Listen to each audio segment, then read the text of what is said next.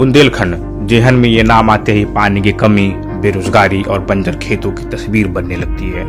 उत्तर प्रदेश और मध्य प्रदेश में फैले इसी रीजन का एक जिला है महोबा।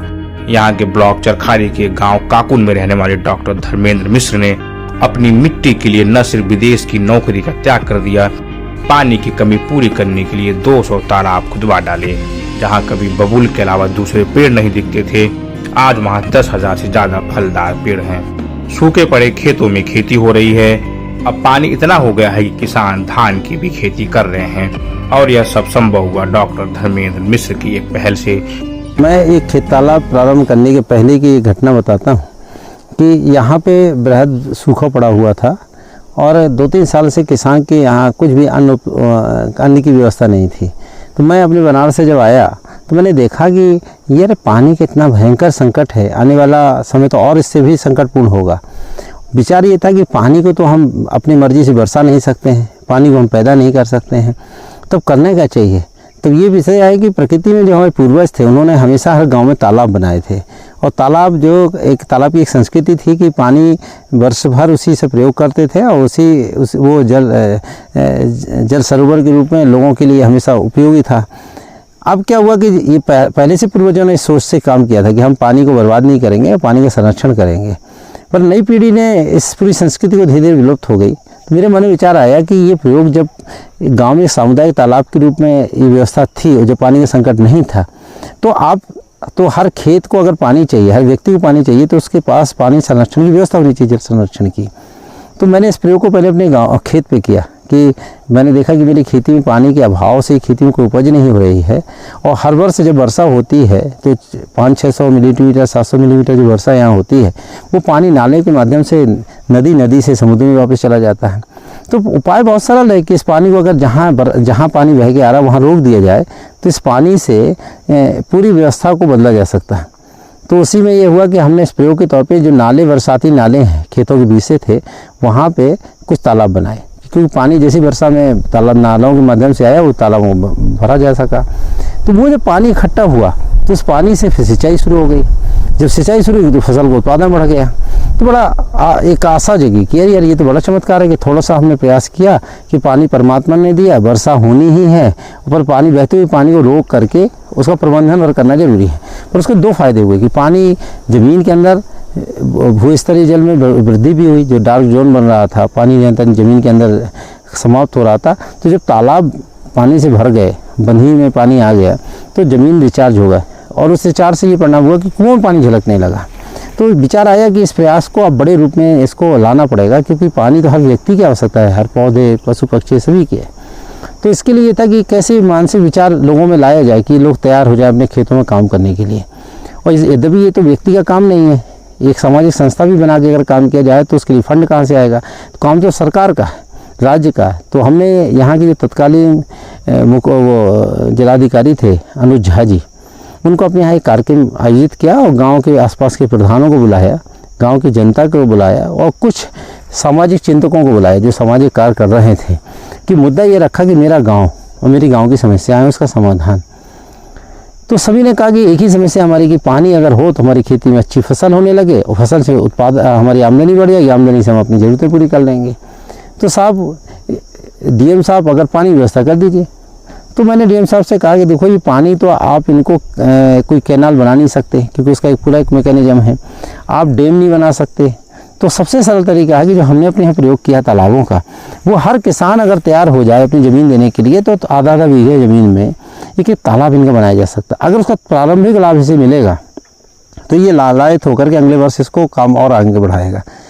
तो डीएम साहब ने कहा ये तो बड़ा सरल है। तो उन्होंने अपने यहाँ के भू संरक्षण विभाग को बुलाया और कहा कि भाई आपके पास एक बजट है और आप किसान ज़मीन देने को तैयार है और ये यहाँ पे ये कार्य में पहले से तालाब बना करके प्रयोग सफल किया जा चुका है, तो ये काम इस गांव को नोडल बना के किया जाए। तो मैंने कहा सारे किसान जो उपलब्ध थे उन्होंने कहा साहब हम 200 किसान तैयार हुए कि हम अपने खेतों में तालाब बनवाना चाहते हैं। तो उन्होंने एक अपना तालाब करके खेतों में चूँकि तालाब बना से खेत तालाब नाम दे दिया गया और उसका एक आकार बनाया गया कि एक बजट के हिसाब से कि 20 metre by 20 metre by 3 metre गहरा, 20 मीटर चौड़ा, 20 मीटर लंबा। और इसका एक बजट निकाला गया उस समय कि 66,000 रुपया लगभग बजट आएगा खर्च इसके तालाब बनने में। और इसमें 50% किसान देगा और 50% सरकार किसान के खाते में देगी।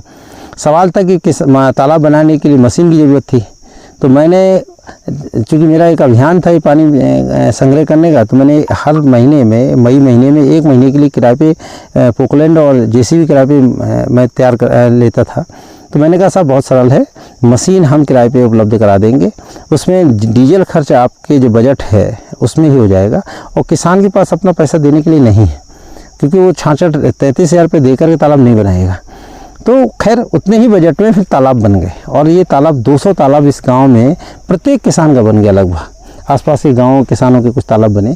जब ये बात आई मीडिया के सामने कि यार सूखा से एक संकट था, और जब वर्षा थोड़ी सी हुई उससे पानी जल संग्रह हुआ, इससे परिवर्तन हो गया, 2000 बीघे ज़मीन सिंचित हो गई, ज़मीन का जल स्तर भी बढ़ने लगा, पशु पक्षियाँ जो मर रहे थे पानी के अभाव में गर्मियों में उसको भी बचाव शुरू हो गया। तो एक स्टोरी बन गई कि ये बड़ा अच्छा प्रयोग है, और डीएम साहब ने शासन को लिखा कि साहब ये एक गांव में जब ये सफल मॉडल बुंदेलखंड में हो चुका है, तो ये पूरा अभियान पूरे प्रदेश के लिए भी हो सकता है, बुंदेलखंड के लिए हो सकता है। तो वो फिर अपना तालाब करके, और एक समिति बनाई उन्होंने अपना तालाब करके, वो खुद अध्यक्ष थे, हम लोग उसमें सदस्य थे, और कुछ एनजीओ के लोग, होशियार लोग भी उसमें आ गए, और ये फिर ये हुआ कि भाई किसानों को मोटिवेट किया जाए, तालाब बनाया जाए। तो ये प्रक्रिया आगे बढ़ी, पर हमारा जो अपना प्रयास था कि हमने इस गांव को छोड़ करके आगे कुछ काम के लिए स्वयं को मूव नहीं किया। कारण उसका ये था कि जब आप इस योजना में सरकार की सहभागी करते, तो फिर उसकी जो एजेंसियां हैं या सरकारी जो विभाग हैं उनमें भी एक लालच भ्रष्ट है। तो कई लोग फिर उसके लाभ को कि तुम भी तालाब बनवा लो, इससे से हम बनवा देंगे, मशीन किराए पे ले आएंगे। तो खैर हमारा तो एक चिंतन का विषय था कि अगर ये विचार चल पड़े तो ये एक दर्शन बन सकता है, जल दर्शन की बात हो सकती है, जल संचय का एक नया स्वरूप आ सकता है। और ये काम लगभग इस उद्देश्य से देखा जाए अगर कि बुंदेलखंड में क्या पूरे उत्तर प्रदेश में खेत तालाब की योजना चल पड़ी। और ये धन्यवाद उनके जिलाधिकारी महोदय को कि जिन्होंने इस विचार को समझा। मैंने इलाहाबाद के दर्शन विभाग से अपना MA की शिक्षा पूरी की, और बाद में मालवीय जी से प्रेरित होकर मैं काशी विश्वविद्यालय गया, और मैंने वहाँ पे 1998 में दर्शन शास्त्र में शोध में एडमिशन लिया, और 2000 में मेरी एक शोध कार्य पूरा हो गया। केंद्र बनाने के समय मेरा 10 वर्षों तक मैंने वहाँ काम किया। तो मेरी एक समझ बनी कि अगर जीवन मूल्यों को जीना है तो फिर आपको इसके लिए वैसा प्रयोगात्मक जीवन ही जीना पड़ेगा, सिर्फ सोचे चिंता नहीं हो। तो मैं काशी वहाँ से सब दक्षिण कोरिया में मेरे डिपार्टमेंट से पढ़ी हुई एक प्रोफेसर थी, प्रोफेसर जोंगसुन सियो, जो वहाँ के प्रोफेसर बनी, और वहाँ पर उन्होंने योग एंड मेडिटेशन डिपार्टमेंट बनाया। तो मेरी उनसे मुलाकात की, और उन्होंने कहा कि भाई हम जो योग एंड मेडिटेशन डिपार्टमेंट में पढ़ाना चाहते हैं वो है तो पूरा थ्योरी, पर भारत में चूँकि इस ज्ञान का उदय भारत से हुआ है, इसलिए भारतीयता को, भारतीय संस्कृति, दर्शन, धर्म और जीवन मूल्य, इनको कैसे समझाया जाए अपने बच्चों को, तो एक कोर्स डिजाइन कीजिए। तो हम लोगों ने एक कोर्स बनाया उनके लिए, और वो कोर्स का उन्होंने मुझे इंडियन कोऑर्डिनेटर बनाया, और उस कोर्स के तहत हमने यहाँ BHU में एक MOU साइन किया। वहाँ से ग्रुप बच्चों को बुलाया, 30 बच्चों का ग्रुप आता था, उनको एक पूरा सुबह शाम तक कोर्स हमने डिजाइन करके भारतीय दर्शन, भारतीय धर्म, भारतीय संस्कृति, संगीत, कला, आर्ट, सब कुछ उनको एक डिजाइन करके उस कोर्स को प्रैक्टिकल कैसे आप इसको रियलाइज कर सकते हैं, समझ सकते हैं।